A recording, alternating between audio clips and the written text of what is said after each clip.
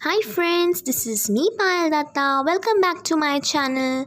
If you are new to my channel, ding dong, please don't forget to subscribe. Today I am going to help you with the line-by-line explanation of the poem A Considerable Speck by Robert Frost. Now Robert Frost, as we all know, he was best known for his nature poems, and this poem, A Considerable Speck, is one such example. Now this poem was first printed in the Atlantic Monthly magazine, and this poem, it tries to show how small little things they can become influential. So without further delay, let us quickly start the poem. A speck, that is a tiny spot, a dot, that would have been, that could have remained beneath my sight. So the speaker says that this tiny spot could have remained under his eyes, in front of his eyes, on any means on any other object, but a paper sheet so white, but it was placed on a white sheet of paper. So this tiny dot could be seen clearly on a white sheet of paper. Now note the phrase been beneath. Be beneath is an alliteration. What is an alliteration? An alliteration is a figure of speech where two words lie side by side and they begin with the same letter. So be. The speaker here is surprised to see the dot on the white sheet of paper on which he was writing probably something. This little dot set off. It moved across. So from one side to the other, it moved. What I had written there. So the speaker wrote something on the white sheet and he saw that a speck, a dot, it moved across the paper. And I here refers to the speaker. The speaker had idly means aimlessly, very lazy manner. So without any particular purpose, the speaker had poised my pen. He had balanced his pen. Balanced his pen where? In air. So he was writing and now he has paused. He paused his writing and held the pen in air. And why did he pause his writing?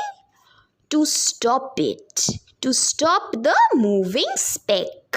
With a period of ink. With a blot of ink. The speaker, he wanted to stop the motion of this tiny dot.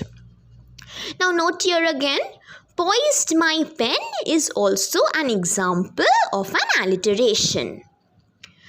When something strange, something unusual about this moving little dot, this speck, made me think, made the speaker reflect, here something strange and made me, both these phrases are examples of alliteration.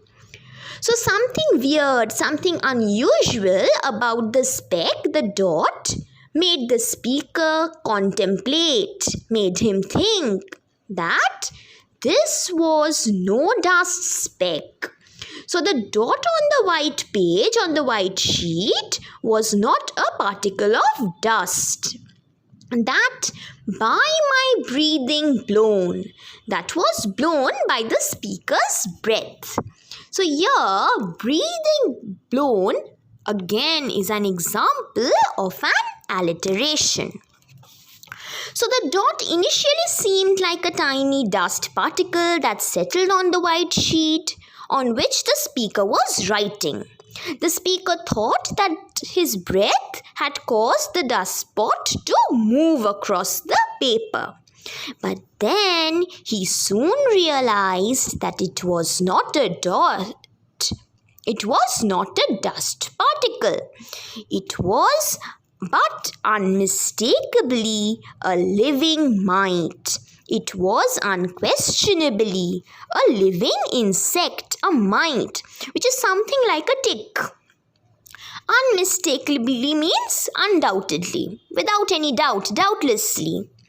And this mite, this little insect, had inclinations. It had feelings, emotions, which it could call its own. So this mite, it possessed desires that belong to itself.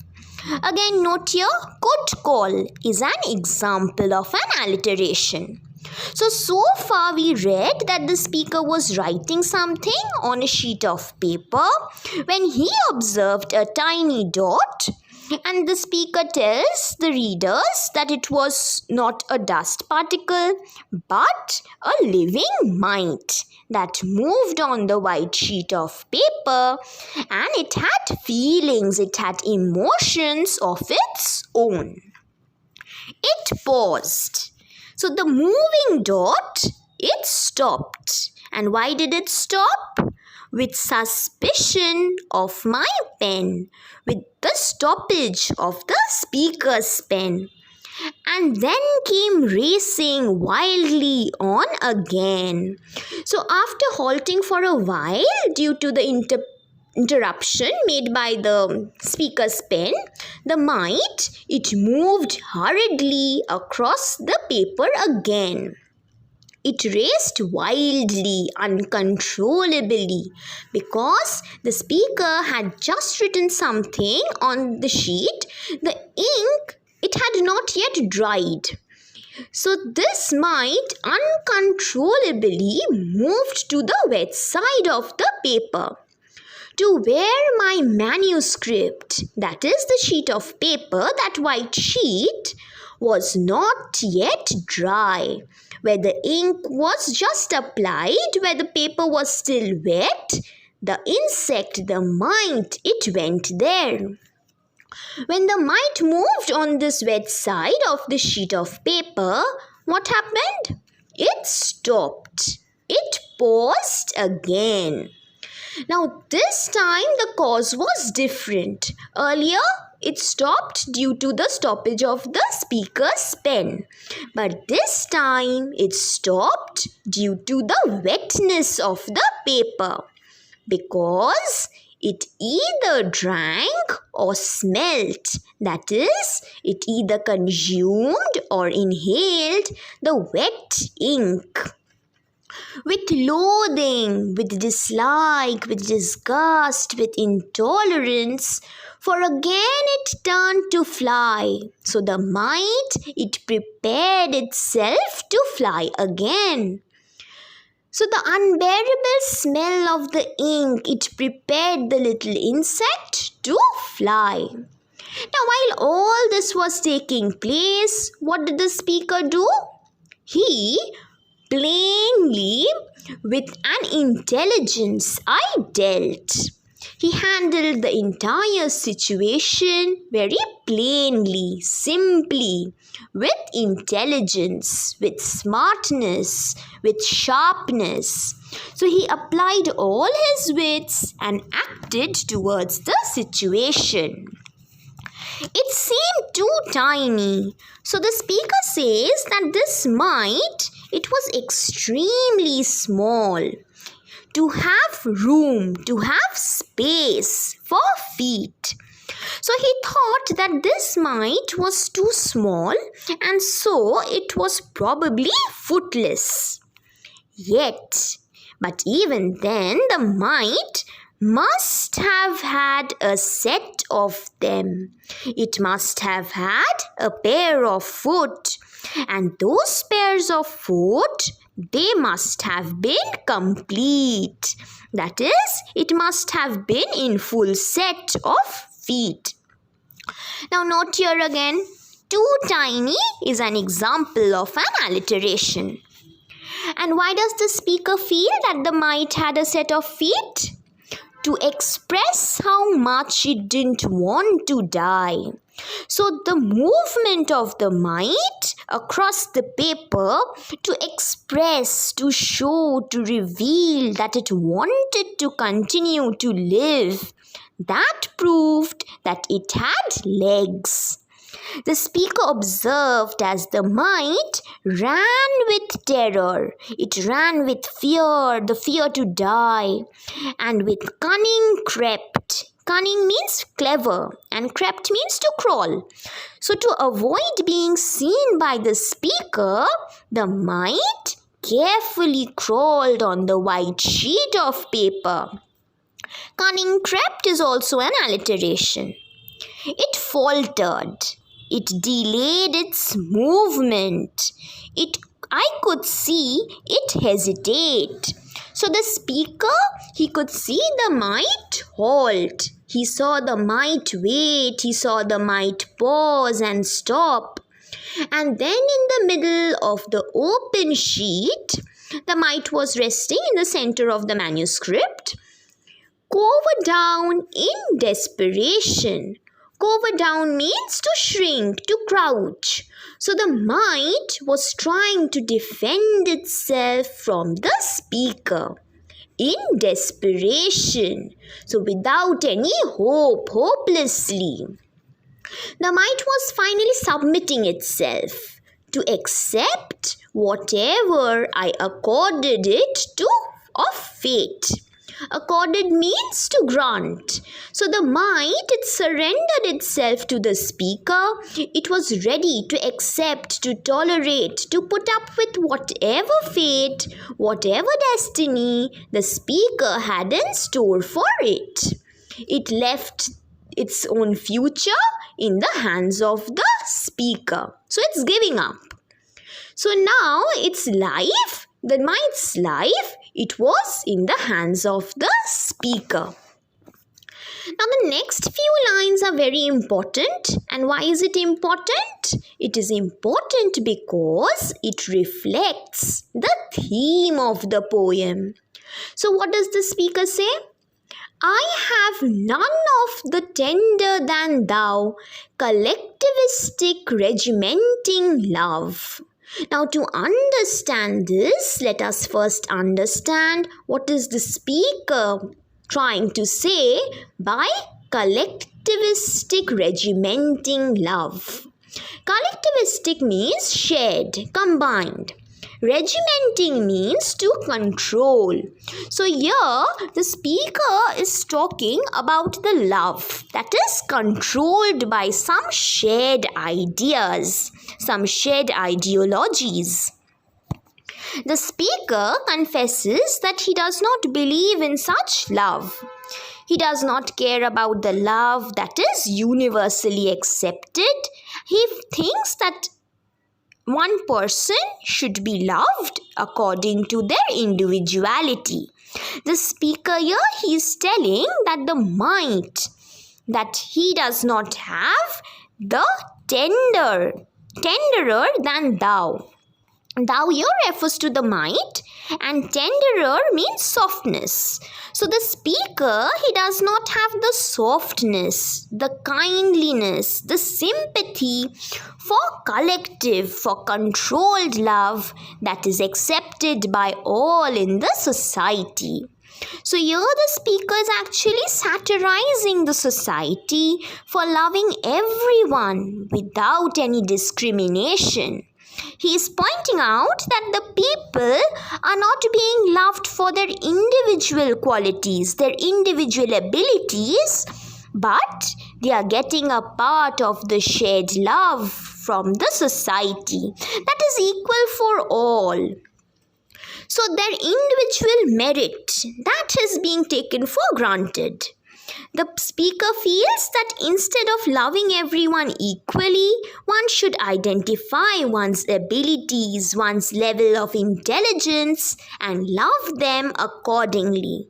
So basically the speaker here, he's telling his views regarding collectivism and individualism. He prefers individualism to collectivism. The speaker believes that it is this collective controlled love of the society with which the modern world, the present human race, is being swept, is being overpowered, is being overruled. So he is criticizing the love that is controlled by regulations. Regulations that have been laid down by the society. But this poor microscopic item now, the microscopic item here refers to the mite. It is poor. It is poor. Why? Because it is helpless. It has surrendered its life in the hands of the speaker. Since it was nothing I knew evil of, so the mite was not hurtful. So knowing that the mite was innocent, it was harmless without any evil intentions, the speaker, he let it lie there. He let the mite rest on the white sheet of paper. Till I hope it slept, till the mite took an undisturbed sleep, a nap.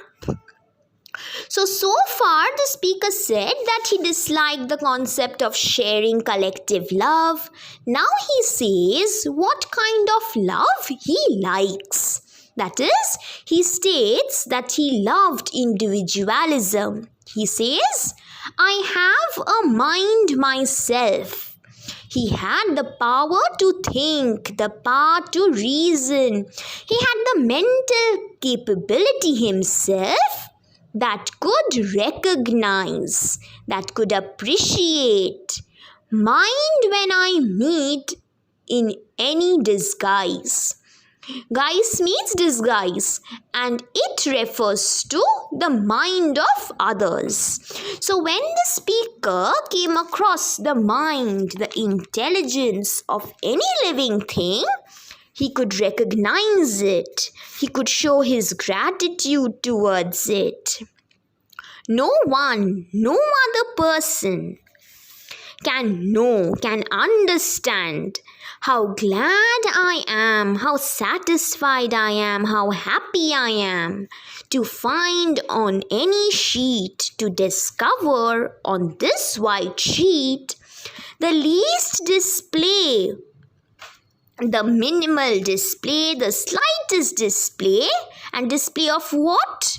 The display of mind, the show of alertness.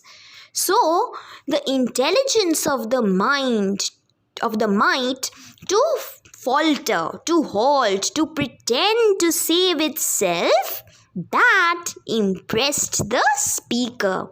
The individualism of the mite, the presentation of its quick-wittedness, that overwhelmed the speaker.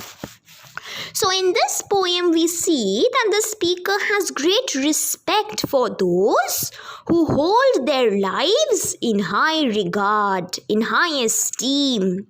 He loves those who display their intelligence to save their lives. The speaker idealizes those who do not give up easily, and that is why he looks up to individualism. That is why he lets the mite rest on the sheet of paper and chooses to save its life. So in this poem, Robert Frost, he tries to show how small things can have a significant effect. Small little things have great significance, has great influence. How tiny specks that with little tiny feet that can hardly be seen, they move the ideas of the real big world. So thus, you see, the title of the poem is quite appropriate. A considerable speck, that is a noteworthy spot. It is an appreciable dot. So now note that this title is an example of an oxymoron. What is an oxymoron? An oxymoron is a literary device where two opposites, they lie side by side. So it is only a speck, a dot, but yet it is noteworthy. It is considerable. So that is why the title is an example of an oxymoron. So with this, I come an end of today's discussion. I hope this poem is clear to you. But even then, if you have any doubt, feel free to comment in the comment section below. I will definitely answer. Moreover, I have made a quiz on this poem whose link is given in the description below. So quickly subscribe to my channel and join my Telegram and WhatsApp channel for notes and grammar practice. So till I come with my next video, check out my playlist for any other explanations that you need. So till then, ta-ta!